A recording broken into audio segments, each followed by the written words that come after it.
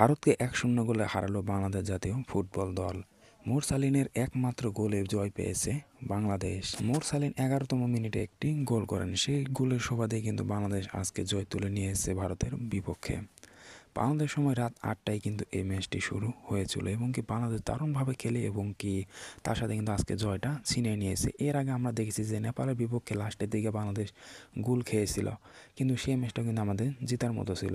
তার আগেও আমরা দেখেছি যে এভাবেই কিন্তু বাংলাদেশ কিন্তু শেষের দিকে এসে গোল খেয়েছিল, কিন্তু আজকে ভাই কোনো ধরনের কোনো সমস্যা হয়নি। সেই জন্য কিন্তু মূলত বাংলাদেশ আজকে ম্যাচটা জিততে পেরেছে। এই জন্য যেমন আপনি অনেক বেশি খুশি, আমরাও কিন্তু ভাই অনেক বেশি খুশি। দেখতেছেন যে কীভাবে গোলটা হয়েছিল, ঠিক আছে ভাই, দারুণভাবে রাকিবের একটা পাস, সেখান থেকে কিন্তু ভাই মুরসালিন যেভাবে ঢুকে গোলটা দিয়েছে সেটা কিন্তু একদম দুর্দান্ত ছিল। তার সাথে কি আর বলবো, হামজা চৌধুরী যেভাবে আজকে ডিফেন্সে খেলছেন, দারুণ খেলছেন। তার সাথে যদি বলি যে মিতুল চাকমা যিনি রয়েছেন, তিনি কিন্তু ভাই মোটামুটি আজকে একটু বল ধরছেন বলা চলে, গোলকিপার হয়ে। শেষের দিকেও যেভাবে ভাই অ্যাটাক করছিল ভারত, কিন্তু সেভাবে কিন্তু শেষ করতে পারেনি। তো অবশ্যই আজকে একটা এল ক্লাসিকও দেখলাম বলা চলে, কারণ মাঠে কিন্তু অনেকবার ফাইটও হয়েছে। তো এটাই বলা ছিল, বাংলাদেশ জিতছে, এটাই হচ্ছে সবচেয়ে বড় কথা। আপনার কেমন লাগছে আজকের ম্যাচ দেখে অবশ্যই কমেন্ট করে জানাবেন। ধন্যবাদ।